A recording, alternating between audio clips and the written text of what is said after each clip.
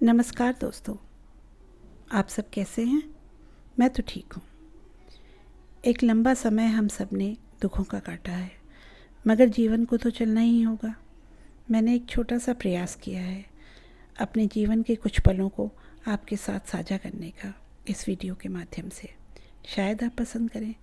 अगर सच में आपको पसंद आए तो इसे लाइक करें, शेयर करें और चैनल को सब्सक्राइब करें। आपको इस वीडियो कैसा लगा ये कमेंट बॉक्स पर मुझे बताने की ज़रूर कोशिश करें। मेरा आज का वीडियो मेरी माँ को समर्पित है। काश तुम होती माँ, काश तुम होती माँ, बहुत सारी अनकही बातें करनी थी। जब कभी झांकती हुई यादों के झरोकों से तुम अपने लंबे बालों को सुखाती, चश्मे में अपनी बड़ी बड़ी आँखों को छुपाती, धूप में अखबार पढ़ती नज़र आती, या कभी पसीने से लथपथ रसोई में खाना परोसती और कभी अपने छोटे छोटे हाथों से अपनी ही थाली से निवाले बनाकर खिलाती। तुम्हारी थाली का वो स्वाद अविस्मरणीय है। उस स्वाद की रेसिपी कैसे पूछ सकूंगी? जब परिवार के सारे बच्चों को इकट्ठा कर तांगे पर पिकनिक के लिए चिड़ियाघर ले जाती और वहाँ अपनी बड़ी सी बांस की बास्केट से अपने हाथों की बनी बड़ी बड़ी पूड़ियों को सूखे आलू के साथ नींबू के अचार की फाक से देती तो पास्ता और पिज़्ज़ा परास्त नज़र आते। कैसे कहूँ तुमसे ये बातें? तुम कितनी प्यारी हो माँ।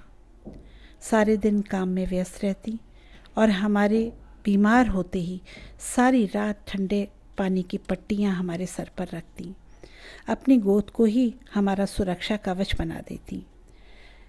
गर्मियों में आम और तरबूज को कूलर में रखकर ठंडा करती और फिर सलीके से उनको काट कर हमें खिलाती। तुम हर एक छोटी बातों को कितना रोचक बना देती। इस तरकीब को भी ना पूछ सकी। नए खेल, जादू और दीपावली पर स्वयं लक्ष्मी का वेश धारण कर, क्रिसमस पर सेंटा बनकर घर के सारे बच्चों को गिफ्ट बांटना कहाँ से लाती थी इतनी ऊर्जा? पूछना था माँ। सारे बच्चों को अपना समझना, छोटी सी काया में कैसे संभालती थी इतना मामत्व?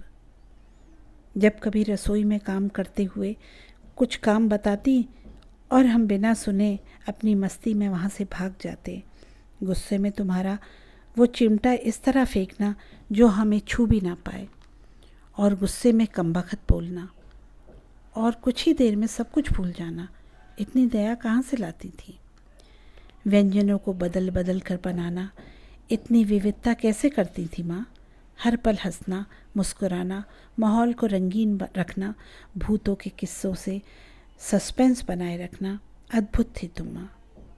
अपनी बहनों के साथ ताश खेलना और राजू भैया का चुपचाप तुम्हारी लंबी सी चोटी को पलंग से बांधना, तुम्हारा फिर गुस्से में आना और भैया का हंसते हंसते लोटपोट हो जाना, कभी तुम्हारा दोस्त बनना, कभी गुरु, कभी जोकर, कभी एक्टर। कैसे इन विविधताओं को संभालती थी? जब दीपक स्कूल से छोटे छोटे पप्पी उठा कर लाता और तुम गुस्से में भन्ना जाती, मगर सबसे पहले उस अनचाहे मेहमान को दूध पिलाती। सोचती हूँ क्यों ना कह पाई ये सब तुमसे। तुम्हारे जाने के बाद लगा कब कह पाऊँगी तुमसे ये सारी बातें। इसीलिए जीवन रहते माँ से वो सब कुछ कह दो जो आपने महसूस किया हो। धन्यवाद।